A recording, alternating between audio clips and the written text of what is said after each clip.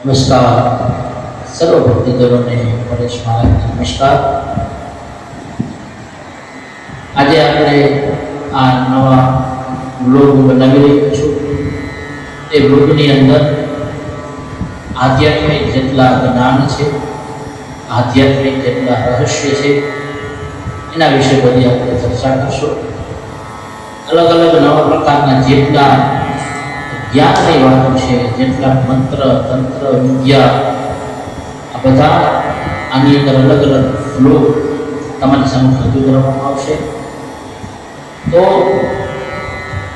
આપણે આ પહેલો બ્લોગ છે અમારી ચેનલનું નામ છે આધ્યાત્મિક રહસ્ય। તો પહેલો બ્લોગ આવતા મહિને ભગવાન ભોળાનાથની કૃપા થાય શ્રાવણ મહિનો સરસ મજાનો આવી રહ્યો છે। તો શ્રાવણ મહિનાની અંદર ભગવાન ભોળાનાથની કૃપા કેવી રીતે પ્રાપ્ત થાય એ આપણે વિશે વિગતવાર ચર્ચા કરશું। આની અંદર શ્રાવણ મહિનાનો પહેલો સોમવાર ક્યાં છે, શ્રાવણ મહિનામાં ભગવાન ભોળાનાથની સાધના કરવાથી શું ફળની પ્રાપ્તિ થાય એ પણ આપણે જાણીશું। શ્રાવણ મહિનામાં સામાન્ય માણસ પણ ભગવાન ભોળાનાથની સાધના કરી શકે છે, કારણ કે શ્રાવણ મહિનાની અંદર ભગવાન ભોળાનાથની વિશેષ કૃપા મનુષ્યો પર બની રહે છે અને ભગવાન ભોળાનાથ પોતાના ભક્તજનોનું રક્ષણ કરતા હોય છે। પરંતુ સાધના છે એના ઘણા બધા નિયમો આપેલા છે, ઘણી બધી પદ્ધતિ આપેલી છે કે જેનો માણસે પાલન કરવું પડે છે। આ કોઈ સામાન્ય પૂજા નથી, પહેલા લોકો નહીં જાણે। આ ભગવાન ભોળાનાથે સીધો સંપર્ક કરવાની વાત છે। શ્રાવણ મહિનો છે એ કોઈ દેખાડો કરવા માટેનો મહિનો નથી। આ એક એવો સમયગાળો ભગવાન આપેલો છે કે જ્યાં સાધક પોતાની આત્માને શિવની ચેતના સાથે સીધા સમર્પિત કરી દે છે। જો તમારા મનની અંદર કોઈ કપટ હોય, મનોરંજન લોકિક કરવા, તંત્ર મંત્રના નામે ફક્ત દેખાડો કરવા અથવા ભ્રમ ફેલાવવા માટે જો તમે આ સાધના કરતા હોય, સાધનાનો અભ્યાસ કરતા હોય તો તમને નુકસાનકારક પણ થઈ શકે છે। આ સાધનાનો અભ્યાસ ફક્ત શુદ્ધ માણસ, સદાચારી અને શિસ્તબદ્ધ જે લોકો છે એના માટે જ ભગવાને આ બનાવેલું છે। તો જે વ્યક્તિ અંદરથી શાંત છે, શુદ્ધ છે, શિસ્તબદ્ધ છે, તે જ શ્રાવણ મહિનો કરી શકે છે અને ભગવાન ભોળાનાથનું પૂજન કરી શકે છે। ભગવાન ભોળાનાથનું જે ધ્યાન છે એ ફક્ત નફા પર જ નહીં પણ આધ્યાત્મિક શુદ્ધિ માટે અને શિવ ભગવાન સાથે વિલીન થવા માટે શિવતંત્રની અંદર લખેલું છે। તો ભગવાન ભોળાનાથ કેવા છે? શિવ આપણું જે મન ઈચ્છે છે એ નથી આપતા, પણ આપણી જે આત્માને જે યોગ્ય લાગે ને એવું ફળ ભગવાન આપણે ભોળાનાથ શ્રાવણ મહિનાની અંદર આપે છે। એથી સાધકોએ વાસના, ક્રોધ, લોભ અથવા દેખાડો કરવો નહીં। આમ કરવાથી અસંખ્ય જાતની તમને પીડા પણ પડી શકે છે, વિનાશક પણ બની શકે છે। આ ભગવાન ભોળાનાથ શિવ અને શક્તિ છે। ભગવાનની કૃપાથી તમારી પ્રગતિ થાય છે। શ્રાવણ મહિનાના દરેક સોમવારની સાધના એક એવો દરવાજો છે જેને ખોલવા માટે શુદ્ધ લાગણી અને સાચા સંકલ્પ અને ગુરુ દીક્ષાની માણસને જરૂર હોય છે। ગુરુ દીક્ષા શેના માટે લેવામાં આવે છે? ચાહે ભગવાન ભોળાનાથની સાધના તમે કરતા હોય, કોઈ માતાજીની સાધના કરતા હોય, કોઈ મંત્રની સાધના કરતા હોય તો એ ગુરુ દક્ષિણા લેવી જરૂરી છે। કારણ કે આપણા શાસ્ત્રમાં લખેલું છે કે ગુરુ બિન જ્ઞાન ન ઉપજે, ગુરુ બિન મટે ન ભેદ। ગુરુ વગર તમને કોઈ જ્ઞાન મળશે અને ગુરુ વગર કોઈ ભેદ ઉતરવામાં આવશે નહીં। ભલે ભણેલી જે ચારો હોય, ચાર વેદ તમે ભલે ભણી લ્યો પણ ગુરુની દક્ષિણા વગર કાંઈ પણ વસ્તુ છે બધી નકામી છે। તો તમે શિવને જે જલ અર્પણ કરો છો શ્રાવણ મહિનાની અંદર એની વાત તમને કરવામાં આવે છે। તો તમે ભગવાનને શિવને જળ અર્પણ નથી કરતા, પણ તમારી જે શરણાગતિ છે એના પ્રવાહનું તમે ભગવાન ભોળાનાથને અર્પણ કરી રહ્યા છો.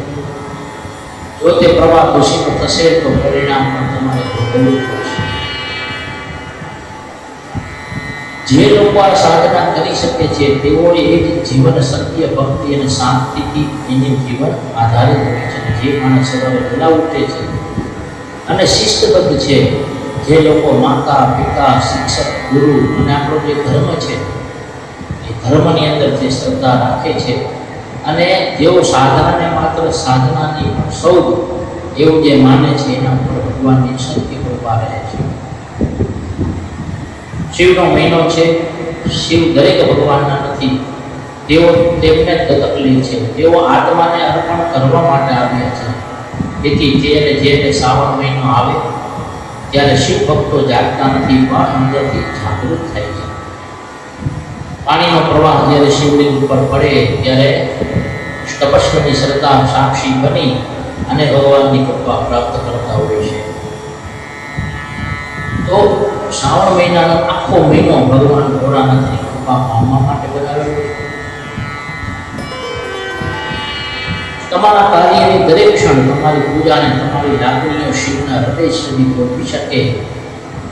શાસ્ત્રમાં ઉલ્લેખ કરવામાં આવ્યો છે કે શ્રાવણ મહિનો એ સમય છે જ્યારે તમે જાણો કે દેવી માતા પાર્વતી છે એને પણ શિવ ભગવાનને પામવા માટે શ્રાવણ મહિનાની અંદર જ તપશ્ચર્યા કરી હતી.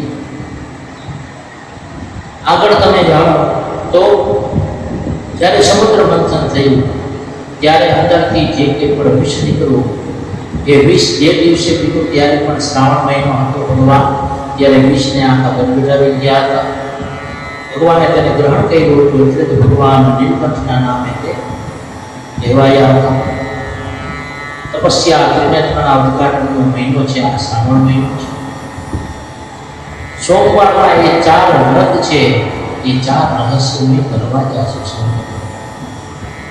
આ વખતે શ્રાવણ મહિનાના 4 સોમવારનું પઠન કરવામાં આવશે. દરેક યાત્રા એક આધ્યાત્મિક યાત્રા તરીકે બનેલી છે. પહેલો નવો નિર્ણય એટલે કે પહેલો સોમવાર છે એ તમારી જે શુદ્ધિકરણ માટે છે. બીજો દરવાજો ભગવાનનો ઉપવાસ કરવા માટે છે. ત્રીજો જે દરવાજો છે તે સોમવાર શિવની ચેતના માટે આંતરિક રાજાત્મક બળીને શિવ તરીકે ઉભરી આવે છે. અને ચોથો જે છે એ આધ્યાત્મિક ઉર્જા તમને પ્રદાન કરે છે. તો તમે આ માત્ર શિવની ઉપર જળ અર્પણ નથી કરતા, પણ તમારી ઈચ્છા, તપસ્યા અને તમારી આત્મા તમે ભગવાન ઉપર અર્પણ કરો છો. ભગવાનના ભોળાનાથની શિવલિંગ ઉપર જ્યારે ટીપું પડે છે ત્યારે તમારી અંદરની જે કંઈ પણ બેચેની છે એને ભગવાન ભોળાનાથ શાંત કરે છે. આ એક ક્ષણ છે જ્યારે શિવની નસમાં ભય, શંકા અને દુઃખ વહે છે. અપરિણિત જે સ્ત્રીઓ છે એ પણ ઈચ્છિત વરદાન માટે તેમની ભક્તિ અને ઉપવાસ કરે છે ભગવાન ભોળાનાથના. તો આ એક માત્ર ધાર્મિક વિધિ નથી, એક ઉર્જાનું આદાન પ્રદાન છે, જ્યાં એક સ્ત્રી પોતાના આંતરિક શક્તિથી શિવ ભગવાનને પ્રસન્ન કરવાનો પ્રયાસ કરે છે.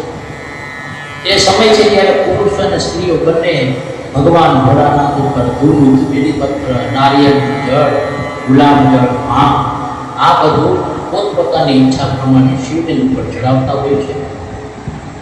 તો સુખ એ શુદ્ધ પાણી છે. બાળકને દૂધ અને મધથી સ્તનપાન કરાવે. સુખ અને સમૃદ્ધિ માટે ગંગાનું સ્નાન શિવલિંગ ઉપર ચડાવે. પવિત્ર જળમાં સ્નાન તમે કરો, દરેક પદાર્થે એ નિશાની છે. તો અર્પણ એક આધ્યાત્મિક સંકલ્પ છે.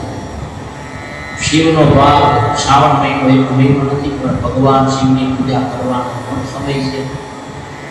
તો આ મહિને જ્યારે શ્રાવણ મહિનો આવે ત્યારે દરેક ભક્તજનોને એવી પ્રાર્થના છે કે ભગવાન ભોળાનાથના લીન થઈ જાઓ, ભગવાન ભોળાનાથના અપરંપાર આશીર્વાદ મેળવો. અને જે કોઈને ભગવાન ભોળાનાથની સાધના કરવાની, શિવ બનવાની ઈચ્છા હોય, ભગવાનના દર્શન કરવાની ઈચ્છા હોય તો શિવની સાધના પણ તમે કરી શકો છો. સાધના કરવા માટે ગુરુની જરૂર હોય છે. ગુરુ પણ કેવા હોય છે તો કે જેની પાસે આધ્યાત્મિક જ્ઞાન હોય એવા ગુરુ જ તમને દીક્ષા આપી શકે છે. શ્રાવણ મહિનાની અંદર જેટલું થાય એટલું ભક્તો ભક્તિ કરજો અને આ જે ચેનલ માધ્યમથી તમને જેટલું જણાવ્યું એ પ્રમાણે તમે કરશો તો ભગવાન ભોળાનાથનો તમને ચોક્કસ આશીર્વાદ પ્રાપ્ત થશે. આ ચેનલનો જે વિડીયો છે ભગવાન ભોળાનાથની સાધના, જો તમને ગમ્યો હોય વિડીયો તો અમારા વિડીયોને સબસ્ક્રાઈબ કરજો, લાઈક કરજો અને શેર કરજો, જેથી તમને દરરોજ નવા નવા વિડીયો દરરોજ આ પ્રકારના આધ્યાત્મિક જ્ઞાન છે એનું તમને અમે રસપાન કરાવી શકીએ. પરેશ મહારાજના આશ્રમને બીજી વસ્તુ જરી ભોળાનાથ.